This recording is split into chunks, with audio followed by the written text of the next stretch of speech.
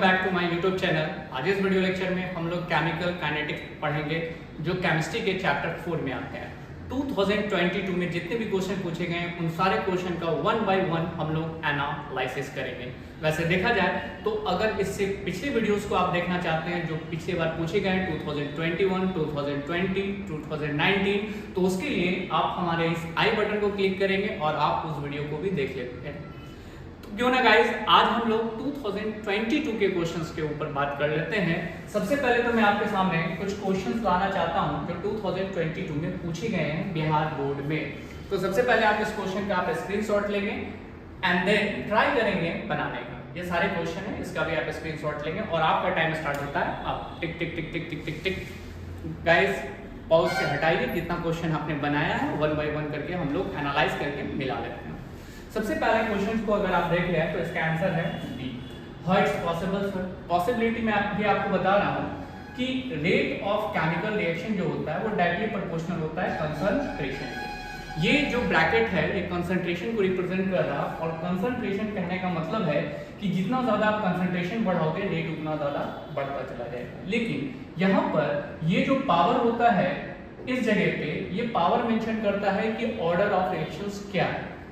Think with, मैंने यहाँ 0 लिख दिया तो यहाँ पे इस 0 का मतलब क्या हुआ कि कंसंट्रेशन आपने 1 यहाँ रखा है तो रेट क्या रहेगा 1 रहेगा। लेकिन कंसंट्रेशन आपने 10 ले लिया है तब भी रेट कितना होगा 1 ही होगा, क्योंकि 10 to the power 0 always value क्या होगी 1 होगी। मतलब 0 ऑर्डर रिएक्शंस यहाँ पे वो रिएक्शंस होंगे जो कंसंट्रेशन जितना भी बढ़े या कंसंट्रेशन जितना भी घटे रेट ऑफ केमिकल रिएक्शन में कोई फर्क नहीं पड़ने वाला। ये आपको समझ में आ गया।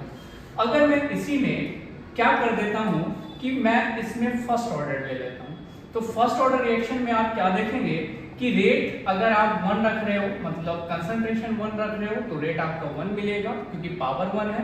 लेकिन अगर आप कंसंट्रेशन को 10 कर दे रहे हो तो रेट भी बढ़ जाएगा। क्यों? क्योंकि 10 टू द पावर 1 कितना हो जाता है 10 हो जाता है तो रेट भी आपका बढ़ता हुआ नजर आएगा। जस्ट आफ्टर कि अगर मैं इसी में सेकंड ऑर्डर रिएक्शंस पे बात कर दूं कि अगर ये सेकंड ऑर्डर रिएक्शन है तो ऐसे केस में अगर आप कंसंट्रेशन 1 ले रहे हो तो रेट ऑफ रिएक्शंस आप सोच सकते हो।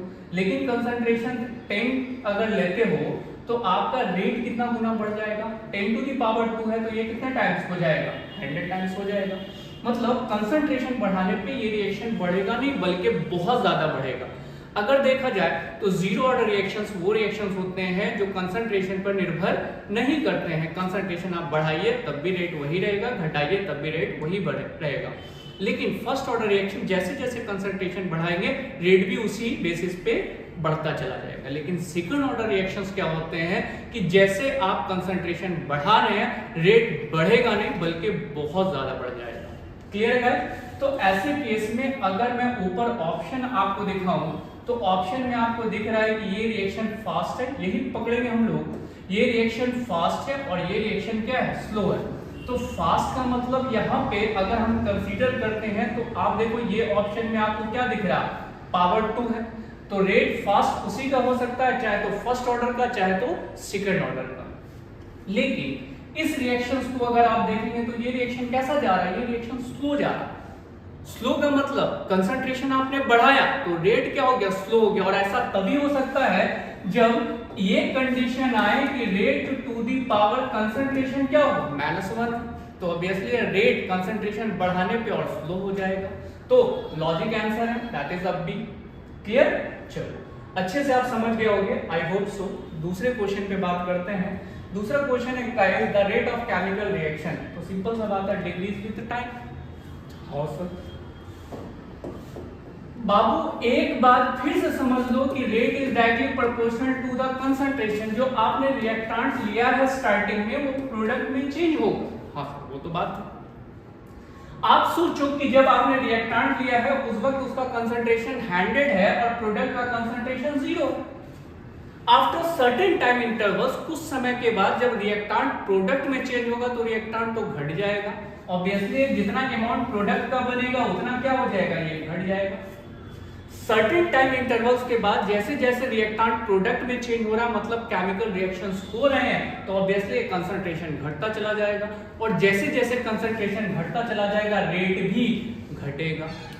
लॉजिक बात है। तो डिक्रीज विथ टाइम। क्लियर है गाइस? चलो, अच्छी बात है कि छोटे से पैटर्न में आप सारे आंसर समझ पा रहे हो, ये मेरे लिए भी बहुत अच्छी बात है। Which of the following is not a first order reaction? इनमें से कौन है जो फर्स्ट ऑर्डर रिएक्शन नहीं है? आंसर आपको यहाँ भी दिख रहा, लेकिन मैं एक्सप्लेनेशन के साथ बता रहा हूँ। ये जो फर्स्ट आपको नजर आ रहा है ना रिएक्शन, इसको हम लोग स्यूडो फर्स्ट ऑर्डर रिएक्शन में पढ़ते हैं। स्यूडो फर्स्ट ऑर्डर रिएक्शन का मतलब ये हुआ कि जब आप इसका कंसंट्रेशन बढ़ाओगे, ठीक है, ईस्टर है, जैसे कंसंट्रेशन बढ़ाओगे रेट बढ़ जाएगा, जैसे कंसंट्रेशन घटाओगे रेट घट जाएगा। लेकिन ये है वाटर, वाटर का कंसंट्रेशन आप बढ़ा रहे हो, रेट में कोई चेंज नहीं हो रहा। वाटर का कंसंट्रेशन घटा रहे हो, रेट में कोई चेंज नहीं हो रहा। तो rate of reaction can not depends on the water, it is depends on the Easter. तो ये कौन सा ऑर्डर में चला जाएगा? First order. लेकिन इसको सिंपल फर्स्ट ऑर्डर नहीं कहते हैं, स्यूडो फर्स्ट ऑर्डर कहते हैं। ये तो फर्स्ट ऑर्डर का एग्जांपल है, ये फर्स्ट ऑर्डर का एग्जांपल है। तो जाहिर सा बात है आंसर कौन बनेगा? आंसर बनेगा बी।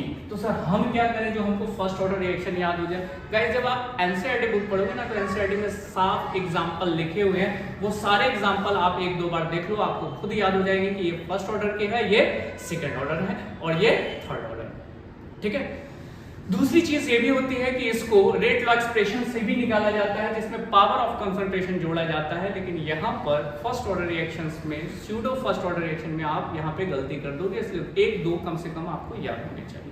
ठीक है गाइस, चलिए आंसर इसका क्या हो गया? Answer is B. हमारा जो भी आंसर होता है वो एनसीईआरटी पे बेस्ड होता है। क्लियर? तो इसलिए मैं एनसीईआरटी को ज्यादा फॉलो करूंगा। आगे क्वेश्चन पे चलते हैं गाइस। नेक्स्ट क्वेश्चन ये रहा आपके सामने, और ये क्वेश्चन भी बड़ा आसान है, सिर्फ जानने वाली चीज है। The temperature coefficient of most of the reaction lies between which of the following. तो इसके लिए आपको याद रखना पड़ेगा 2 और 3 के बीच में ये लाइज करता है। याद रखना, कुछ नहीं इसमें। ये यहाँ तक क्वेश्चन आपका क्लियर, मतलब ऑब्जेक्टिव 4 क्वेश्चन इससे पूछे गए थे, वो चारों क्वेश्चन आप समझ चुके हो। तो आगे आते हैं सब्जेक्टिव क्वेश्चन में।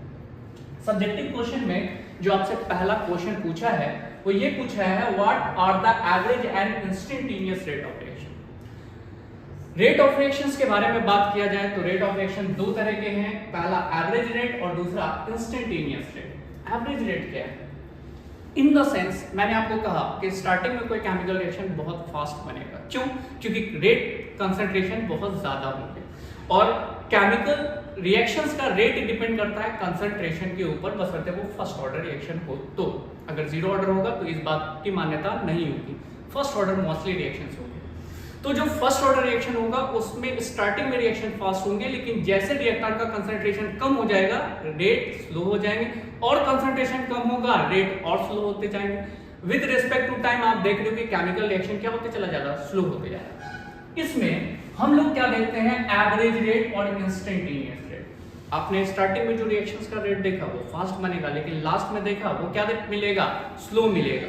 लेकिन स्टार्टिंग से लेके लास्ट तक में जितनी भी केमिकल रिएक्शंस, जितने टाइम में केमिकल रिएक्शन हुआ, अगर हम उसे निकालते हैं तो उसे आप कहोगे एवरेज, और इंस्टेंटेनियस टाइम पे अगर निकालते हैं तो उसे हम कहेंगे इंस्टेंटेनियस। यहां तक बात क्लियर है? बात समझो।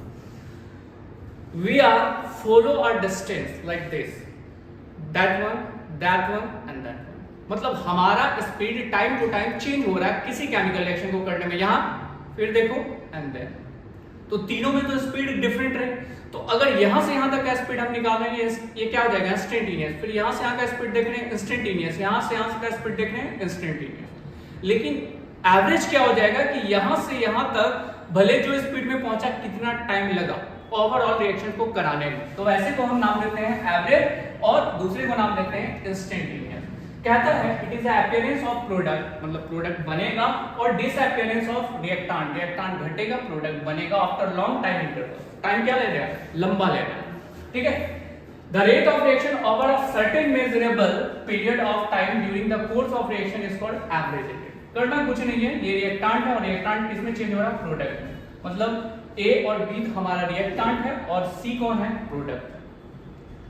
R average change in concentration with respect to time, change in concentration with respect to time, और वही प्रोडक्ट को लिखेंगे change in concentration with respect to time. ये हो गया average rate of reaction. Clear? लेकिन इंस्टेंटेनियस रेट ऑफ रिएक्शन पे अगर मैं बात करता हूं तो यहां भी रिएक्टेंट क्या होते हैं? प्रोडक्ट में चेंज होते हैं, लेकिन बहुत छोटे टाइम इंटरवल्स में। वही लिखता है instantaneous rate at any instant of time is defined as the rate of change in concentration of any of the reactant और प्रोडक्ट, और यहां स्लाइड में नजर नहीं आ रहा, पढ़ देते हैं, at that particular instant of time. Clear? मतलब किसी केमिकल रिएक्शन का अगर आप फुल ड्यूरेशन में निकाल रहे हो तो उसको आप कहोगे एवरेज, और स्टेप बाय स्टेप देख रहे हो तो उसको बोलेंगे इंस्टेंटेनियस। वैसे आप अगर डिफिनीशन समझ गए या मेरे बात को समझ गए तो डिफिनीशन आपके लिए काफी आसान है। नोट लीजिए पास। इस स्क्रीनशॉट हो गया गाइस। चलो आज का लास्ट क्वेश्चन जो 5 मार्क्स के लिए पूछा था, वैसे देखा जाए तो इस क्वेश्चन में मुझे कुछ और भी डिफाइन करने हैं, लेकिन पहले मैं बता दूं इस क्वेश्चन में एक चीज नहीं है, दो चीजें बट मिली हुई। What do you understand by rate of reaction, मतलब क्या समझते हैं आप रेट ऑफ रिएक्शन से, पहले मैं ये एक्सप्लेन कर रहा हूं, अगले स्लाइड में हम लोग डिस्कस करेंगे फैक्टर्स के ऊपर। क्लियर? चलो, rate of chemical reaction can be defined as the change in concentration, मतलब कंसंट्रेशन में चेंज होता है with respect to time, time के अकॉर्डिंग चेंज आएगा कंसंट्रेशन में, लेकिन उसी कंसंट्रेशन में जब हम रिएक्टेंट को देखते हैं तो रिएक्टेंट हमेशा घटता है तो प्रोडक्ट हमेशा बढ़ेगा। बेसिकली केमिकल रिएक्शन हो रहे तो रिएक्टेंट धीरे धीरे घटेगा, प्रोडक्ट धीरे धीरे बढ़ता चला जाएगा। अब जैसे रिएक्टेंट घटता है प्रोडक्ट के बेसिस में, तो मुझे अगर रेट लिखना है तो रेट कैसे लिखेंगे हम लोग, change in concentration with respect to time, लेकिन याद रहे रिएक्टेंट के लिए हम लोग माइनस लगाते हैं। क्यों? क्योंकि जो कंसंट्रेशन घट करके आएगा, पहले इसका कंसंट्रेशन कितना रहेगा 100, प्रोडक्ट का क्या रहेगा 0 इनिशियल कंसंट्रेशन, और अगर फाइनल कंसंट्रेशन पे आप पहुंचते हो तो ये 100 से क्या हो जाएगा 0, और ये कितना हो जाएगा 100, तो ये तो बढ़ रहा, फाइनल माइनस इनिशियल 100 रहेगा, लेकिन यहाँ फाइनल माइनस इनिशियल कहेंगे तो माइनस 100 आ जाएगा, आएगा। तो ऐसे केस में हम लोग रिएक्टेंट के लिए माइनस लगाते हैं और लिखते हैं change in concentration of reactant with respect to time.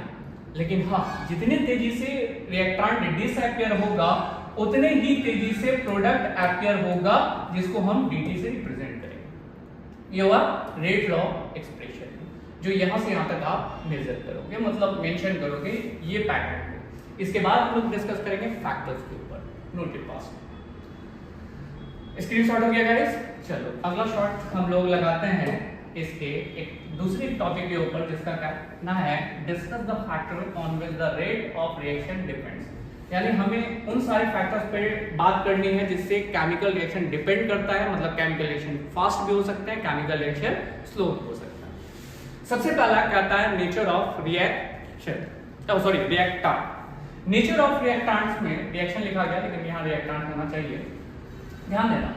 अगर मैं इस दोनों रिएक्शंस को देखूं, नाइट्रोजन मोनोऑक्साइड ऑक्सीजन के साथ रिएक्शन करके नाइट्रोजन डाइऑक्साइड बना रहा है, लेकिन उसी जगह पे कार्बन मोनोऑक्साइड ऑक्सीजन के साथ रिएक्शन करके कार्बन डाइऑक्साइड बना रहा है, दोनों में कोएफिशिएंट सेम। लेकिन हमें क्या दिख रहा है कि ये फास्ट रिएक्शन और ये स्लो रिएक्शन है। तो कैसे ये फास्ट हो गया, कैसे ये स्लो हो गया? एकदम सिंपल सा लॉजिक है। नाइट्रोजन ज्यादा इलेक्ट्रोनेगेटिव, नाइट्रोजन ज्यादा इलेक्ट्रोनेगेटिव है, इसलिए उसकी रिएक्टिविटी ज्यादा फास्ट होगी एज कंपेयर टू कार्बन।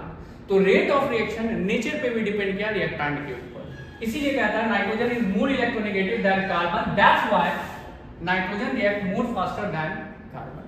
अगली बात करते हैं कंसंट्रेशन ऑफ रिएक्टेंट। मैंने पहले ही कहा और अब तक मैं कह रहा हूं, कंसंट्रेशन ज्यादा होगा रेट क्या होगा ज्यादा होगा, कंसंट्रेशन घट जाएगा रेट भी घट जाएगा। ये लॉ जीरो ऑर्डर पे अप्लाई नहीं होता है, बाकी फर्स्ट ऑर्डर सेकंड ऑर्डर सारे पे अप्लाई होगा।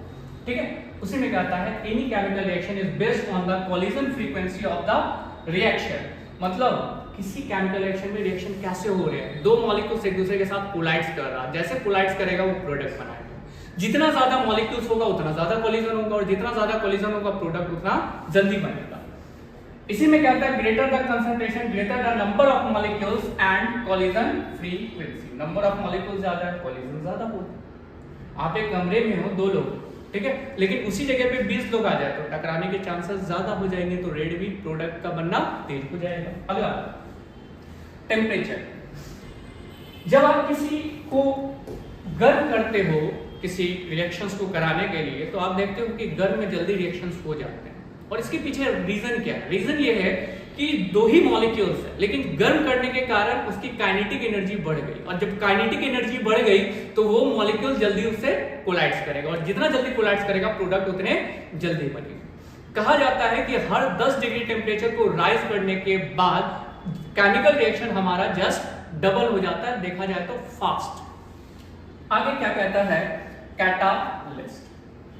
कैटलिस्ट एक केमिकल सब्सटेंस, और ये केमिकल सब्सटेंस क्या करता है, किसी केमिकल रिएक्शंस को फास्ट कर देता है। कैसे ये फास्ट कर देता है, तो इसमें केमिकल रिएक्शन को कराने के लिए एक एनर्जी की जरूरत पड़ती है, जिसको आपको याद रखना पड़ेगा। This is called activation energy. Activation energy ज्यादा है, लेकिन कैटलिस्ट उस एक्टिवेशन एनर्जी को कम कर देता है। जैसे कैटलिस्ट कम कर देगा किस चीज को, तो एक्टिवेशन एनर्जी को, तो वही केमिकल रिएक्शन आपके फास्ट होने स्टार्ट हो जाएंगे। अब यहां से पढ़ लो क्या लिखा हुआ है, the chemical substance which accelerate the rate of chemical reaction without participating in then, एक लाइन और लिख लेना, ठीक है। और वो लाइन ये है, they decrease activation energy. Activation energy, catalyst activation energy को घटा देता है, जिसकी वजह से केमिकल रिएक्शन क्या हो जाता है, काफी ज्यादा फास्ट हो जाता है। आई होप सो कि ये क्वेश्चन भी आपको पूरी तरह समझ में आया होगा। तो आज का हमारा वीडियो लेक्चर इसके स्क्रीनशॉट के बाद खत्म होता है। आज के लिए guys thank you, take a, thank you.